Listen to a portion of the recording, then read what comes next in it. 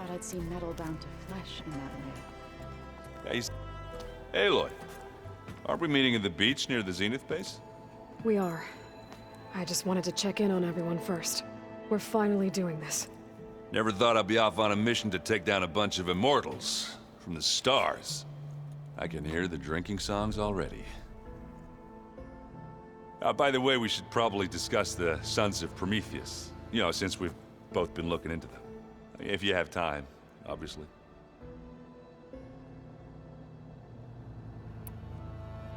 Doesn't look like any of our guests are making trouble. Yet. So, Catalo tells me you flew. Well, that's new. I've been busting my balls trying to learn to read. You're out there having all the fun. Don't worry. You'll be getting all the fun you can handle soon. With the Zeniths. Looking forward to it.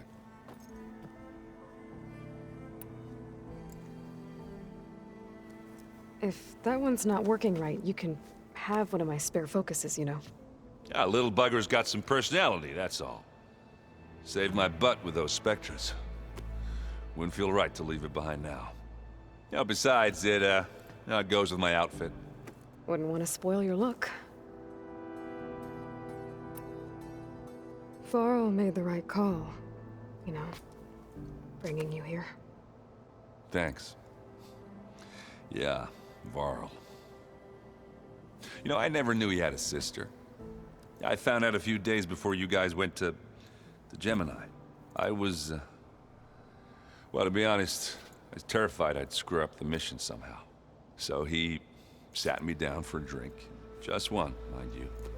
And we talked about family. Vala, Ursa, loss and revenge. And how you helped us. You know, we never did get that drink you promised back in the Embrace. And you never told me exactly how your sister escaped the Mad Sun King. I guess we never got round to it. World ending and all. No time like the present, though. If you're up for it. I guess Silence is keeping to himself, as usual. I was hoping he'd give me an excuse to hammer his sorry ass to the ground. Please don't. You telling me you wouldn't want to get just one good hit on that smug face of his? After everything he's done? Sure. Later. Right now, he's got something we need.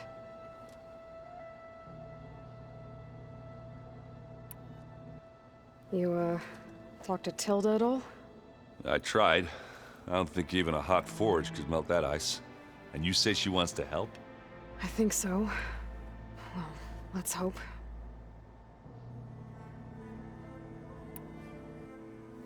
You think it's time for us to finally have that drink? Yeah. I mean, yeah, of course.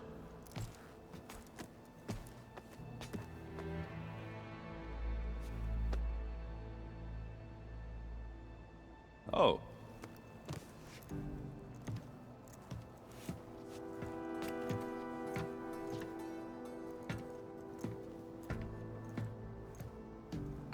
So, how did Ursa escape Mad Sun King Jiran's palace?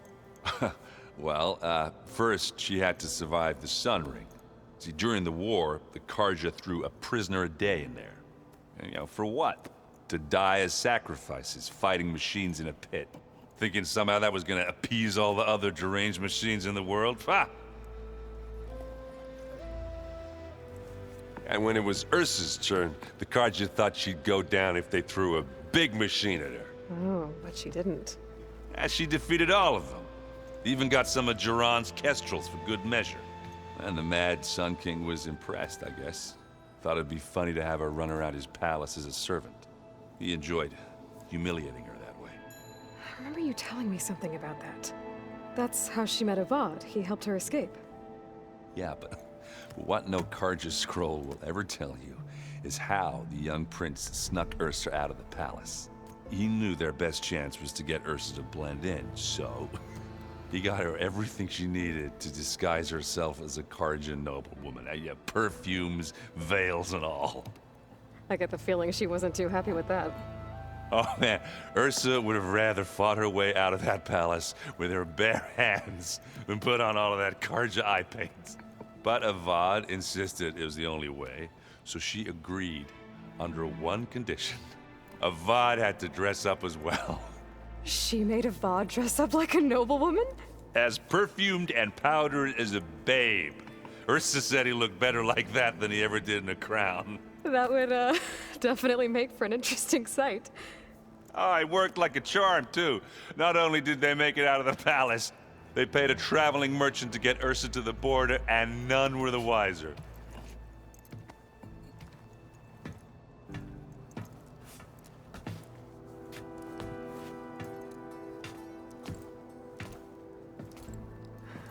You were right. That was a story best told over a drink. All good stories are.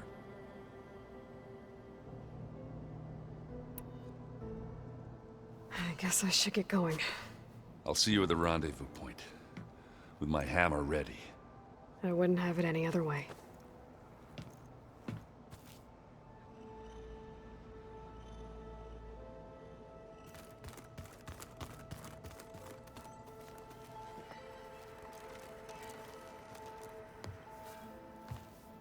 Aloy, we're ready to meet you at the rendezvous point whenever you call. Fighting the Zeniths isn't going to be easy. Nothing you do ever is. At least, now you don't have to do it alone. Thanks.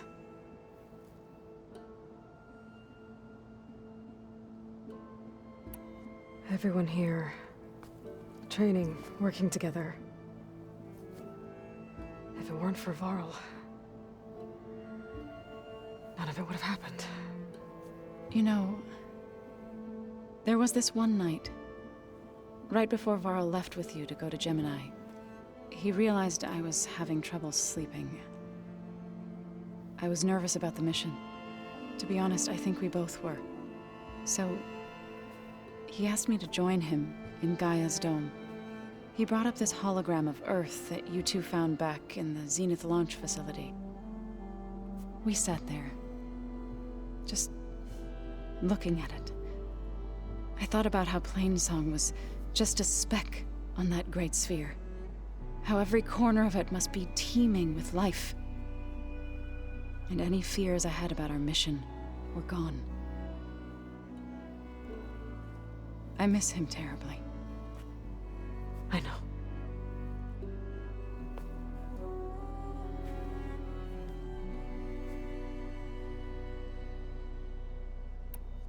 Ready to head over to the Zenith base? Whatever comes, we will endure. You look like you have something on your mind. We're going to war soon. And war is something I promised myself I'd left behind in the Red Raids. But the more of your data I go through, every voice I hear, every word I read from our ancient past, it makes me realize just how much life was given so that ours could flourish. Fighting for that gift, it's our responsibility.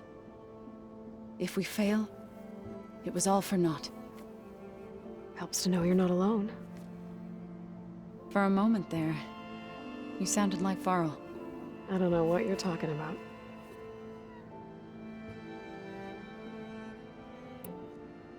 Have you talked to any of our new friends? Erend and I tried speaking to Silence, but apparently our tribal prattle is unnecessary. Charming, isn't he? How's Erend doing? For a moment there, he thought he'd lost both you and Varl. But he never truly succumbed to despair. Guess that Oseram's stubbornness comes in handy sometimes.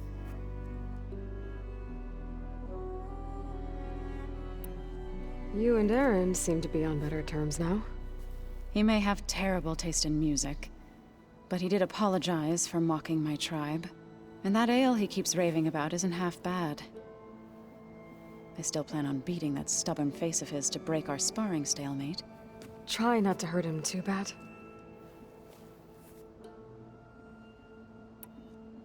Thoughts on our new Zenith acquaintance? I'd say she smells like death, but even death smells of something. She's more like a cold piece of metal. bent on repelling all semblance of life. She's definitely different. I should go. I'll let you know when I'm ready to head to the base. Before you do, there is one favor I would ask of you. What is it? You placed this focus in my care, and gave me the highest calling an Utaru has ever known. If I should fall in battle, I'd like you to be the one to bury my seed pouch. For the both of us. So, make sure you stay alive to do so. let's just try to all come back home. Okay?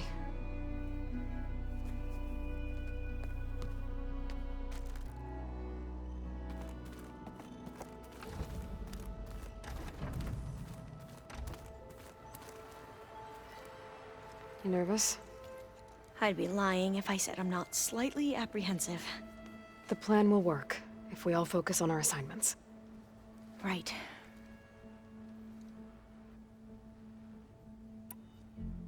Once all this is over, will you go back across the ocean? I don't know. The more I think about it, the more worried I become. If I go back, I don't even know if they'd let me keep this focus you gave me, or what they'd do to me for reading what is clearly forbidden data. Even if I somehow were allowed to carry on my duties as a diviner, would I be willing to let the truths I've learned about the ancestors be buried away by the Board of Overseers? Would I dare challenge them and risk my family's safety? Or losing Federa? Who's this Federa you mentioned? She is another diviner. One of our best. We used to be rivals at the academy. I hated her guts. But apparently there's a fine line between hate and love. We became very close, and then I was assigned to the expedition. She promised she'd wait for me, no matter how long it took. Well, that was smart of her. She won't do any better. Yeah, I don't know about that. I do.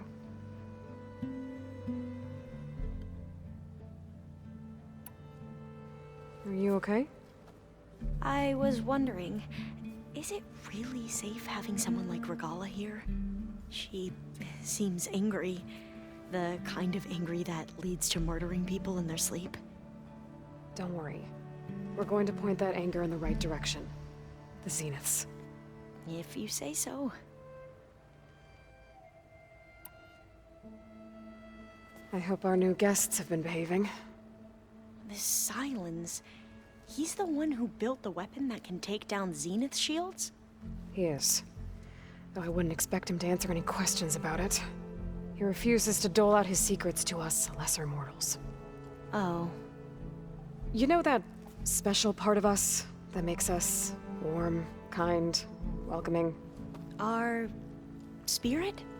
Yeah. He was born without that.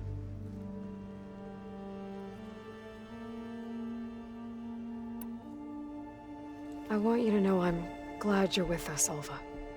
Whatever happens, I'm grateful that the legacy brought us together. I never thought I'd get to actually meet an ancestor. Come on, do I look that old?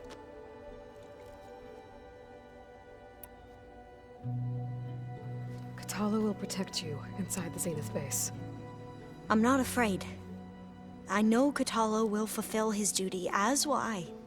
If we die doing so, at least it'll be alongside a friend. I'd rather you both stay alive, if you don't mind. We'll try and keep that in mind. I suppose you saw that Tilda is here. Our very own Zenith. I almost went up to her to ask her, well, every question I've ever had about the legacy. Every diviner I know would kill to get 5 minutes with one of the old ones. But now that she's here, all I feel is a vague unease. I don't know if I'm scared of finding out more uncomfortable truths, or just scared of her. Probably both.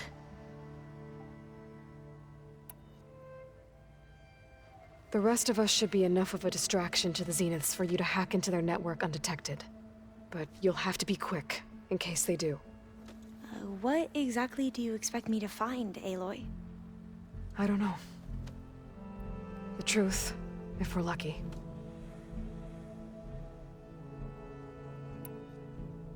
I need to get going. I'll be at the rendezvous point. May truth lead us to victory.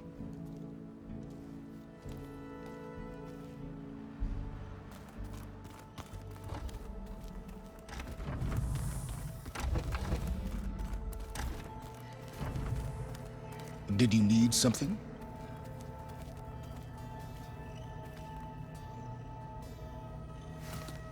Bravo. You managed to sway a Zenith to your side. Care to explain? Not a chance. I thought you said the weapon was ready. There's always room to optimize. But that's not why you're here. I assume you want to comprehend my undertakings. So, ask away. Since when were you so forthcoming? Since you turned this into a waiting game. And as it seems you have found modest success, perhaps I'm willing to be generous.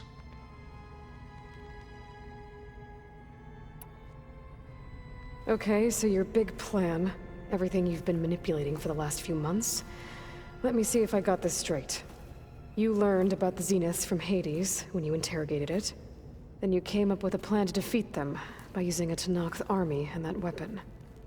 And to get the Tenakth to fight for you, or rather the Sons of Prometheus, armed Regalla's rebels with override tech. Did you have an actual question, or are you still playing catch-up? So all this time, even before I found the coordinates at the Spire, you were out here scheming. Why couldn't you just tell me? When I learned of the Zenith's return to Earth, I laid out my plans. I knew I would one day require an army of overzealous Tenakth to assault the Zenith base. The casualties would be extreme. And I knew you would never allow such a sacrifice, no matter how necessary. Thus, I devised a means to remove your interference from the equation. At the Hades Proving Lab.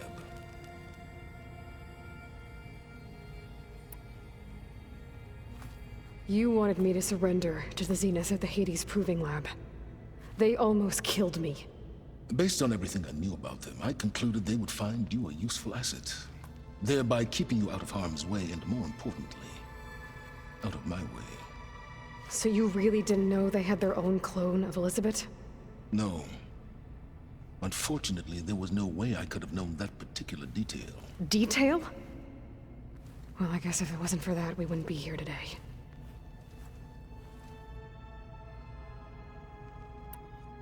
Tell me about the weapon. How does it work? I've upgraded the delivery system.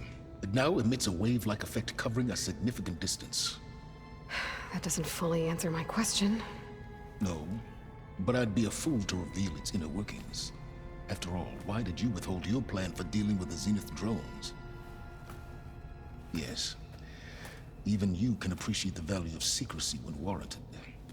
Suffice it to say that the weapon will work.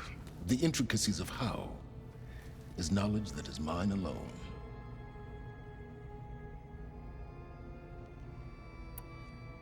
Why create the Sons of Prometheus?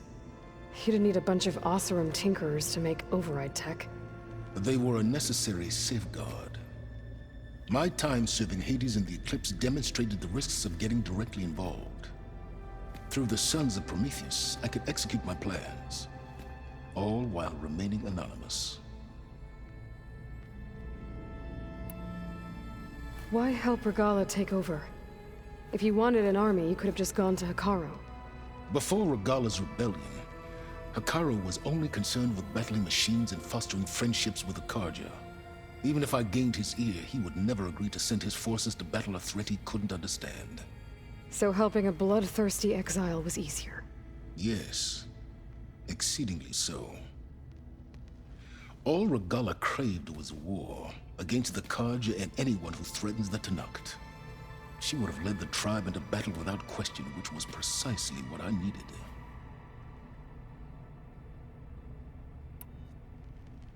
While I was out there, I had a couple run-ins with the Quen. The tribe from across the ocean. And? Their entire tribe was shaped around the discovery of focuses. One of them, Alva, even joined me here. Don't you want to know more about them? No. They stumbled upon the greatest technological artifact from the ancient world, and what did they do with it? They shrouded the knowledge they unearthed in mysticism and taboo, creating a pantheon out of corporate shills. Yes, well, it also led them to Thebes. Did it now? So those run-ins with the Quen I mentioned. On one of them I teamed up with their expedition to search Thebes. We found Pharaoh at the end. You must have needed Omega clearance. So, what was it like? Worse than you can imagine. He single-handedly wiped out collective human knowledge. I'm sure it was still less than he deserved. Let me guess. You would have scraped him into a jar so you could prod his brain, like what you did with Hades. For a start.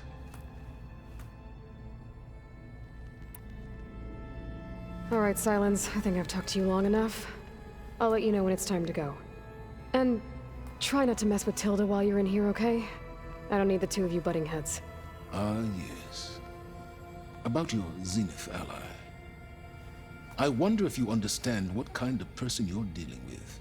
For someone to live as long as she has, outlast as many calamities, well, your goals may be aligned now, but I'd watch for the moment they diverge. Yeah, I'm aware. Reminds me of someone else I know.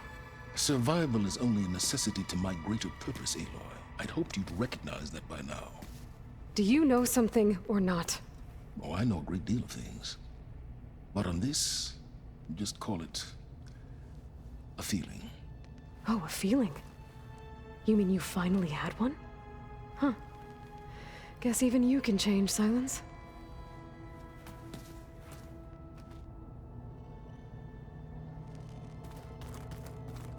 I'm gonna clean my gear later. I can do yours if you want. Yeah, of course. Don't mention it.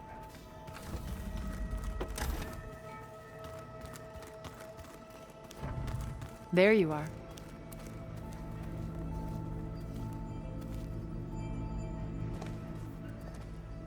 Well done, Aloy. Despite my reservations, you managed to secure Silence and his weapon. You're truly a shining example of Liz's fortitude. I've been thinking about what you said at your house. How you were friends with Elisabet. It was more than that, wasn't it? Perceptive as ever. You're right, we were together for a time. Okay, so... what happened? I was an orphan. I had always been alone. By my 30s, I was starting to wonder if that was simply my fate in life. And then I met Liz. We kept running into each other at conferences. We'd have coffee. At some point, it became drinks. I thought it was just shop talk, an exchange of ideas, but then I was surprised at how much I looked forward to seeing her. Soon we were flying halfway across the world every other week just to meet up. For the first time, I didn't feel lonely. I could imagine a future where I wasn't. I think Liz felt the same way at first. She had lost her mother a few years back. I filled a void for her. I know I did. But as time passed, it seemed as though she wanted less when I wanted more. And so we ended things. So helping me. Restoring Elisabet's dream. It's what, A second chance, yes. I made a mistake leaving Earth while Liz stayed behind. I should have done more. So when I saw you, a woman who has carved her own remarkable path, beyond even what made Liz a phenomenon, I knew I had to help you. To do right by her.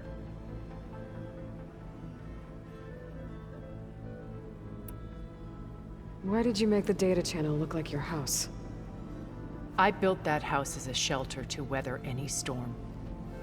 A safe place, not just for me, but for the art stored in its depths. cultural artifacts of incalculable value. Truly, some of the greatest achievements of human civilization. And you wanted Beta to see them? Yes. Her upbringing was so cold and technical. I thought if she could experience Vermeer and Rembrandt, it would bring something else into her life. A heritage every bit as valuable as the scientific and technical data being drummed into her. I'm sorry I had to cut off contact, but I'll never regret sharing this house with her. She needed its shelter even more than I did.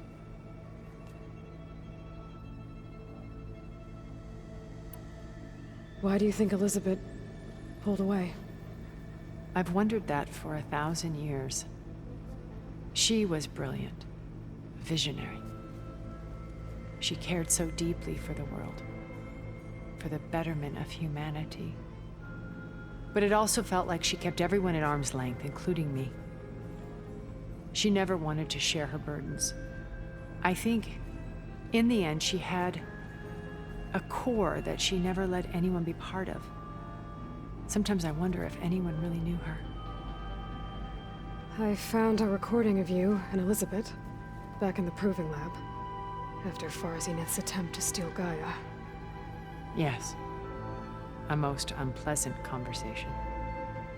She said something after the call. I think she regretted how things ended between you. Did she? All this time, thank you for telling me. I've always hated that those were the last words we ever said to each other. And that her last impression of me was as a functionary of Zenith, not who I truly am.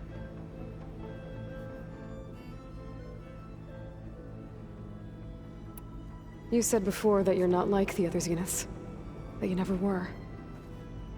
But you went along with all of their plans. Out of necessity. I'm not proud of it. But complicity became a means of survival, both when Earth was consumed and when the colony on Sirius was destroyed. I did what I had to. But I resolved to remain one step ahead of the others, to try to undo what damage I could. Hence the data channel with Beta. The secret passage into their base and the little trick I pulled to save you. What else can we expect to find in the Zenith base? As I mentioned in the briefing, our goal will be the command center. That's where Beta and Gaia are being held. There are also printing facilities where the others have been amassing the natural resources they've stripped from the region. What for? First for use in the base's infrastructure, and then to fabricate more Spectre drones, a small army of them. When I was out in the wilds, I saw a shuttle take off from the island, heading for space. It was likely ferrying materials to and from our ship in orbit. After hundreds of years luxuriating in our digital comforts, the ship was barely space-worthy when we made our escape. Disaster can strike at any moment. We've learned our lesson. Have you figured out how Silence's weapon works? No, and he's been very careful not to allow me near it. I'll admit it bothers me, but regardless of how it functions, I am confident it will deactivate the other shields en masse. How many of them are in the base? 10, including Eric and Gerard. Only a handful of us made it to our ship when our colony collapsed.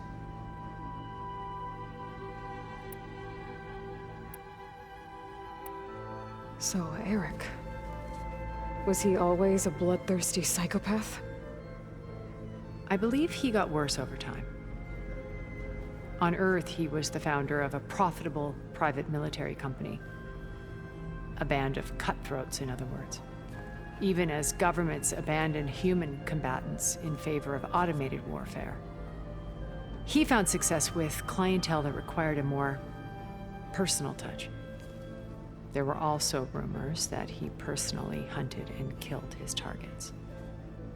On occasion, all for the thrill of it. But on Sirius, he retreated to virtual reality simulations. In them, he could go on rampages as violent as he pleased, though I suspect with diminishing satisfaction. All of his tribe believes he was one of the greatest people from the old world.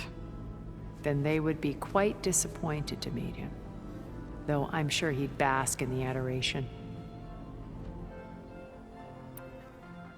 What can you tell me about Gerard?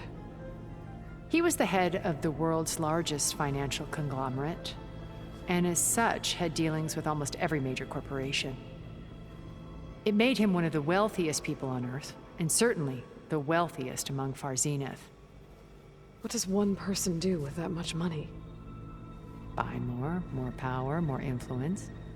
Gerard's always believed himself to be a refined patrician, able to maintain control with a polished smile.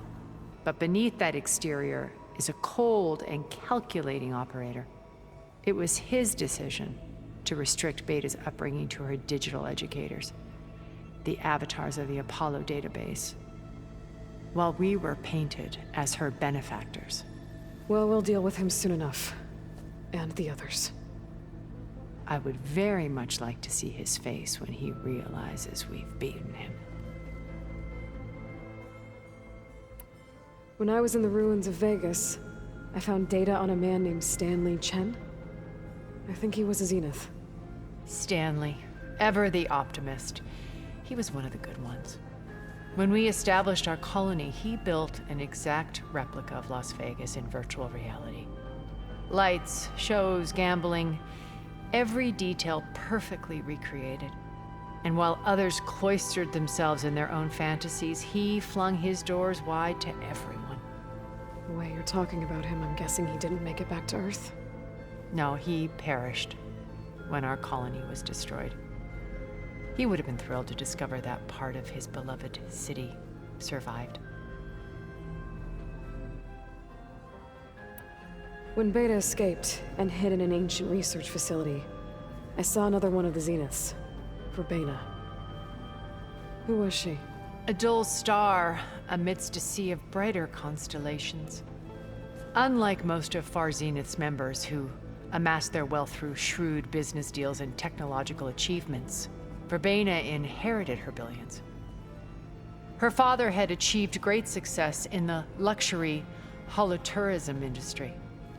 At age 24, she became the world's most eligible bachelorette, branding herself a life designer. Someone who leverages their fame to influence the choice of others. What, like a cult? In a way, yes. Well, she must have done something right to have survived this long. She was her own brand of ruthless. That much is true. But even rats can cling to a vessel for escape.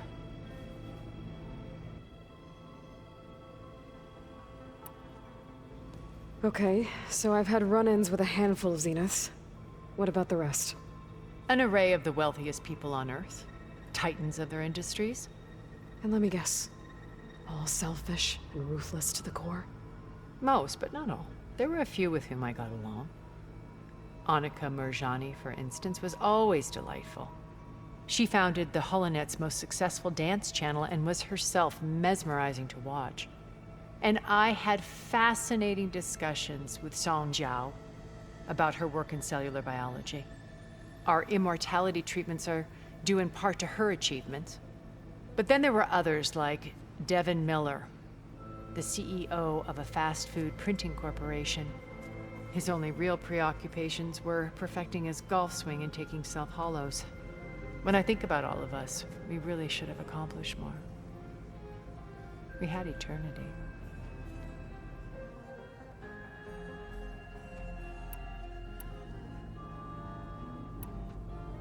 Okay. I'll let you know when it's time. I'll be here until then. And thank you, Aloy, for giving me this chance. My past has always been a struggle. More than once I've lost everything. But when I look to the future, I see Liz's dream fulfilled. A universe of new possibilities. Maybe we can make it happen. We will. I won't let anything get in the way. I promise you that.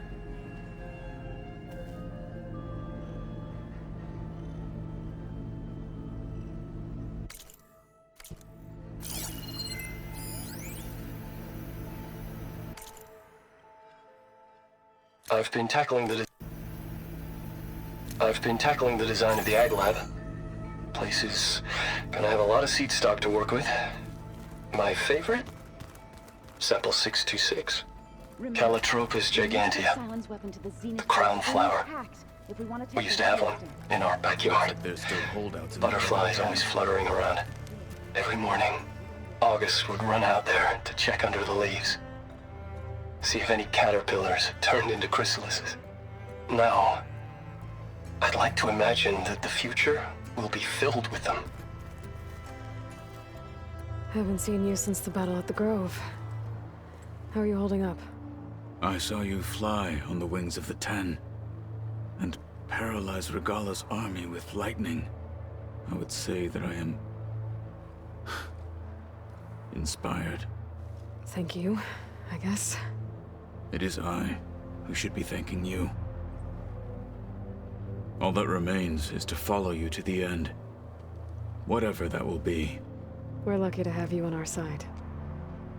Oh, and by the way, I was hoping now would be a good time to go back to the Tremortusk site and test my new arm, before we leave on our mission.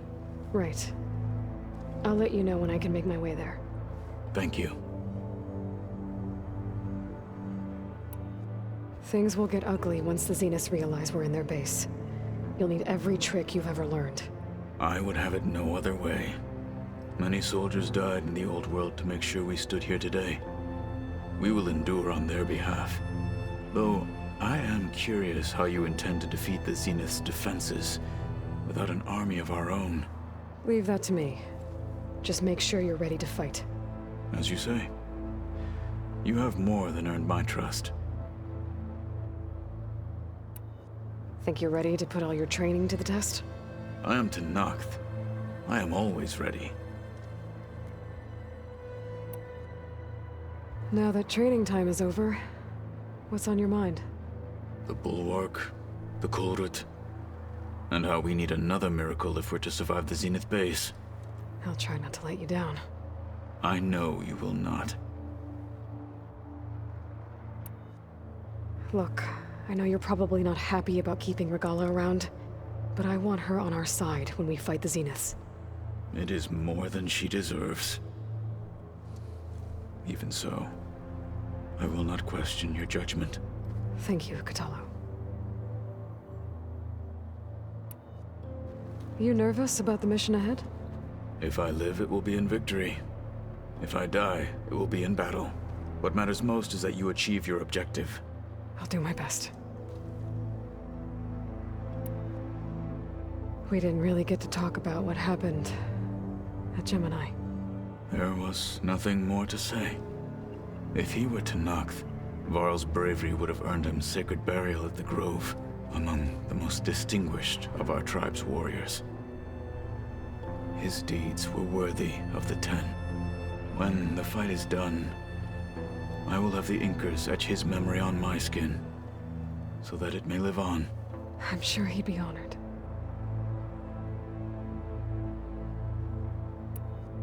Anything new going on I should know about? The Quen has been more insistent than usual, asking about the visions at the Grove. Her pursuit of knowledge is relentless. The Ten would have a hard time fighting her off. Just think of her like one of your chaplains. Yes, only more persistent. Did you meet Tilda? There is something about her that doesn't seem natural. I wouldn't be surprised if my sword went through her and she didn't bleed at all. Honestly, with her, nothing would surprise me. I bet people are curious about that new arm of yours. None more than our Quen ally, I assure you. She couldn't wait to take it apart and figure out how it works. I gave her the data I used to build the thing, hoping that would satisfy her curiosity instead. Good luck with that.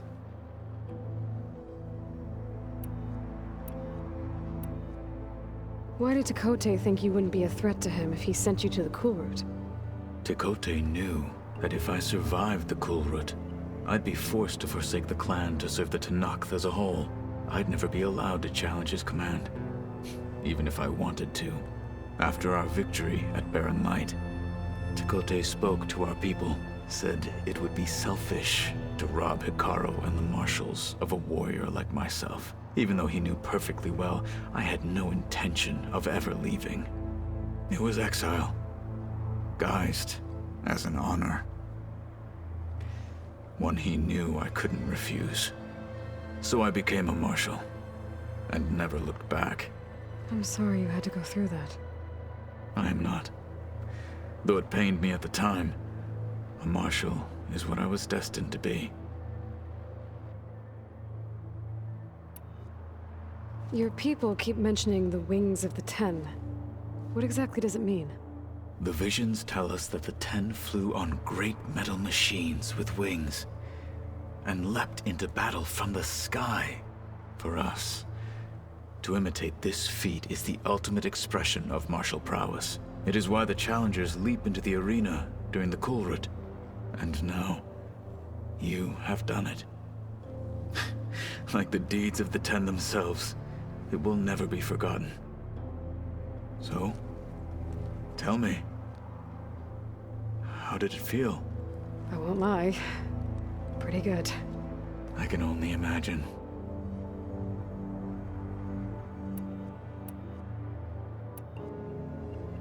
I'll see you soon then. It will be my honor.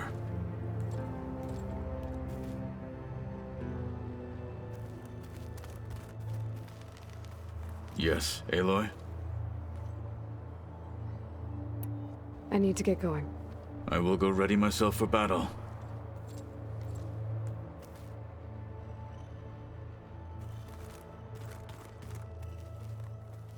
I see you've got your new arm ready to go. Yes. It still feels strange. I've gotten used to the absence, but no matter. I'm sure I will need it before the attack on the Zenith base is through. We can't ignore the rebel holdouts Regala left behind.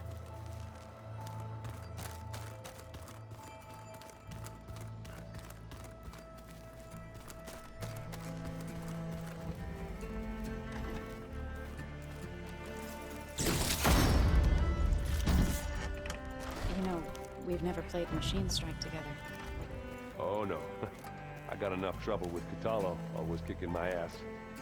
Who says I'm any good at it? The way my luck's going, I'll bet you're a pro.